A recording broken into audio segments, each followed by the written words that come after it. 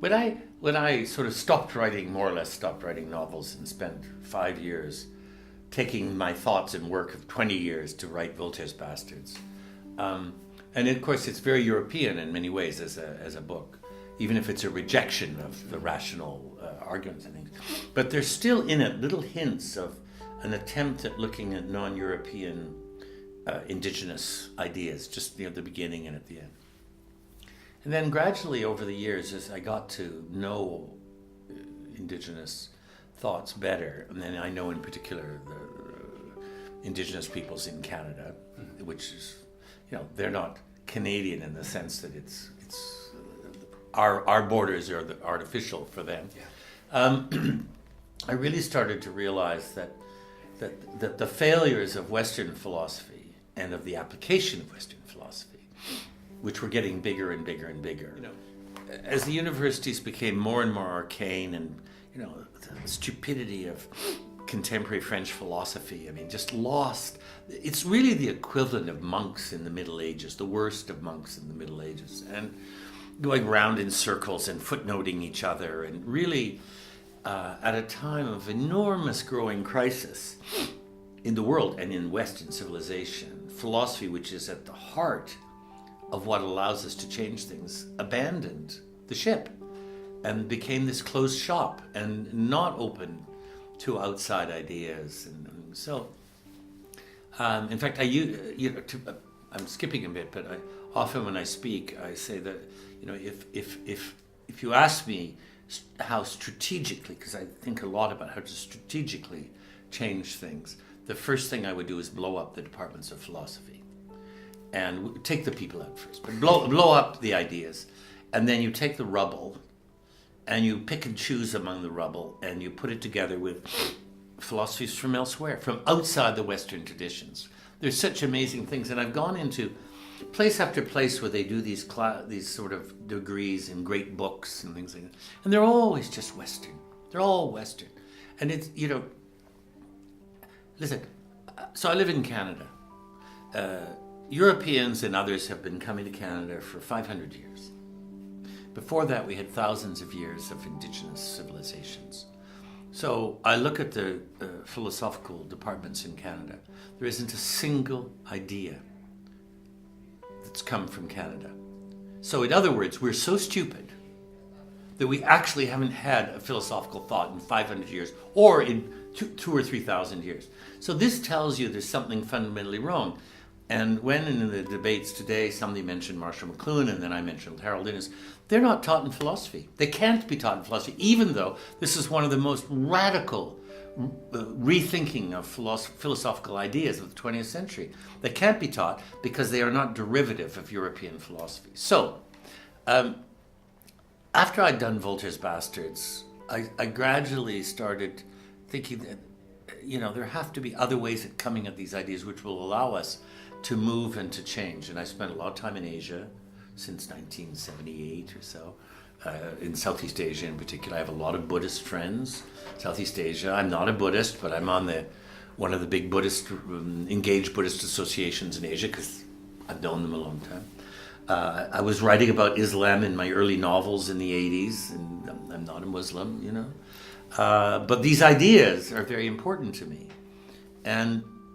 But what I gradually began to realize was that this enormous, what I began to think was, at first thought, was just this problem of the victory of the Platonists over the Socratic idea. And the worse than that, the declaration in these departments that Socrates was just an actor for Plato. Whereas it's absolutely clear this is not true, and that they're opposites, really, and that Plato belongs to that Socrates belongs to the humanist tradition with people like Vico later on, and Erasmus, but so I've written a lot about how do you divide these things out, how do you reestablish the humanist tradition in the European tradition, but actually it's almost easier to go right outside to the indigenous traditions, where they have very, very complex and interesting ideas which don't come out of Greece and don't put human beings at the top. So we denigrated all of that. made it romantic and said, "Oh, you mean you think rocks talk," that kind of stuff, And paganism and animism was the nicest thing we could say. But in reality, I mean, it's incredibly complex and sophisticated, because what they're really saying is that human beings are merely a working part of the whole. That, we can do certain things say an animal can't do, but the animal can do many things we can't do. And the rocks actually are alive. We know that when you cut a rock, its color changes. I mean, everything is alive, right? It's not paganism. Everything is alive. Everything dies. And once you start to think that way, you think completely differently about how you would deal with global warming. So there are concepts, the Cree, who are the largest linguistic group in Canada, First Nations, have a concept called Wetaskiwin, which is basically all is one. And it's a very complex idea about how human beings fit into place. On the West Coast, there are a lot of very sophisticated philosophers now, the oldest being in their sort of 70s, who have started writing books of philosophy from an Indigenous point of view. And Richard Atleo's books are amazing, and in which they talk about the oneness of human beings, the complexity of the oneness, whereas the whole Western tradition is separating us out from and putting.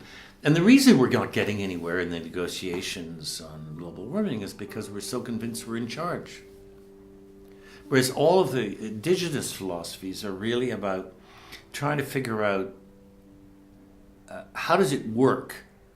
And there are very interesting and complex theories that, for example, on the west coast of Canada, one of the peoples are considered to be the salmon people. So when the salmon run arrives and you catch the salmon, it's as if you're capturing your neighbor.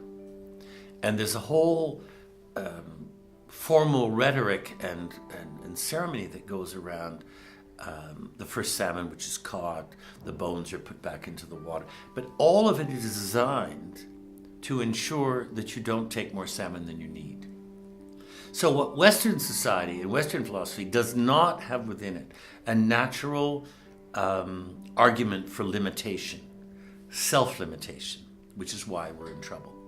Indigenous philosophies, because you're built into the whole, has enormously strong ideas of limiting yourself, which is not conservative. It's actually quite radical. And it's what we need right now. So the Western model has been completely replenished and we need to go seek. Yeah, and I think you're very interested in ideas of progress and of growth and so on. And, the Industrial Revolution brought us some very interesting ideas of growth. And if you analyze it, you could say in many ways it was a success in the sense that we moved from an economy of scarcity to an economy of surplus. As we moved to surplus production, we became worse and worse at distribution. We've been living 40 years of growing injustice. That growing injustice is not about scarcity of goods, it's about a refusal to distribute. That's not Marxist, that's just simple fact. And so we've invented new ways we think that we can keep the prices up by creating barriers to distribution. And so the model of progress is always put forward. Well, are you against progress? Are you against growth? As if you're somehow afraid of change and afraid of moving forward. All of that is a complete misrepresentation of what progress means.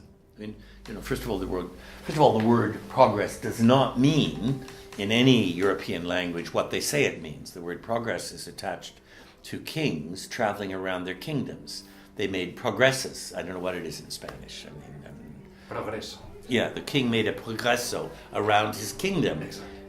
And that's what progress comes from. So it's not about leaving the past behind. It's actually a very intelligent word, which is about moving around within your place or the place. So it's actually quite close to Indigenous ideas. They've turned it into something which is this, I'm getting on the train in 1892, and the train goes into the future, and I'm not going back. And everything behind me is lost. So, what we're living now is a period with a very scant idea of memory, an administrative elite and a technocratic elite which are terrified of historic examples. One of the first things that happened under globalization was in the economics departments in most countries. They started what I would call an intellectual cleansing of economic historians, because they had the answer. History had ended. They had the answer, so they didn't want the memory of what people had done before.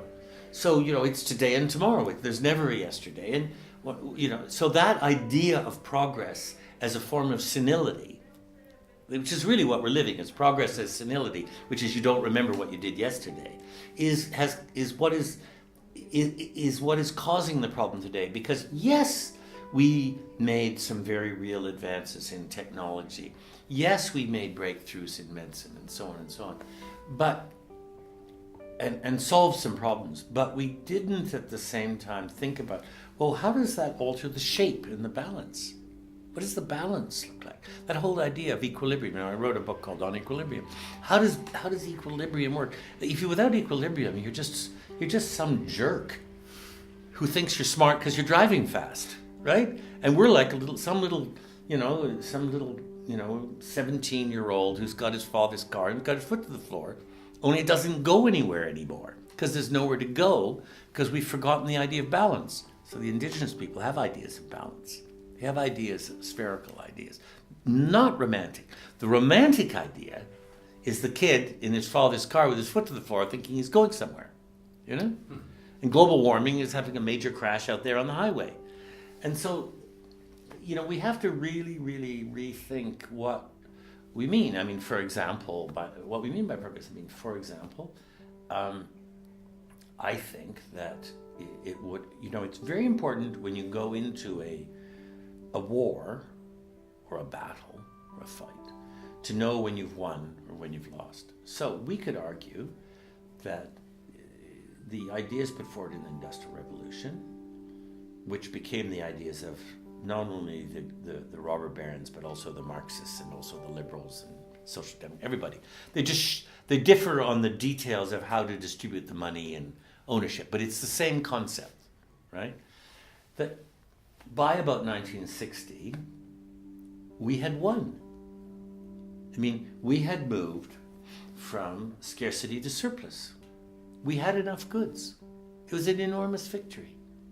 And at that point, smart people who aren't degenerate declare victory. And then you say, okay, now we have a peace. What are we going to do? What should we do with ourselves now? We have to change our society. We should be rethinking our work patterns. Oh gosh, we doubled the size of the workforce. The women came in. We better reorganize everything. Oh gosh, we don't need people to work 40 hours. Why are we arguing over whether to have a 35-hour work week? That's a 19th century argument. We need to rethink entirely. What do citizens do now that they don't need to work, most of them, 40 hours, a week or 50 hours? And it's not about what age do you retire at. Those are all 19th century ideas. What age do you retire at? How many hours do you work? You have to rethink the whole thing. The way we did in the 1780s to the 1820s, the way we did in the 1890s to the 1960s, we rethought it all. And now one of the outcomes of the failures of the crisis of 1970s, we fell into the hands of these mediocre, false intellectuals who brought us what they said was the future through globalization and trade, and there was going to be growth and there were going to be jobs. And of course, all they were was really these third-rate marginal people who picked up a couple of ideas out of the Midlands in England from the middle of the 19th century, completely old, useless ideas for the 20th and 21st century. And they cobbled them together, they got power, and for 40 years we've been under their thumb. And it's not even a matter of right-left, it's a matter of how can you have a new globalist movement based on the idea which is a tiny little regional movement from 1850 in England? Makes no sense at all. So we're really suffering from the fact that in the 70s was the moment when we should have stopped and said, this is the moment to rethink how we're going to do things, how we're going to run things. How are we going to do this balance men, women and men? How are we going to do this surplus production, large workforce? How are we going to do all of this? We've never had those conversations. Never had them. They had to inflate out the value of women coming into the workforce. That was the only way they could do it, was to inflate it out. That's why women are so furious. They make this enormous contribution, and their contribution was not treated as a capital addition to the economy. It was treated as a danger that had to be inflated away.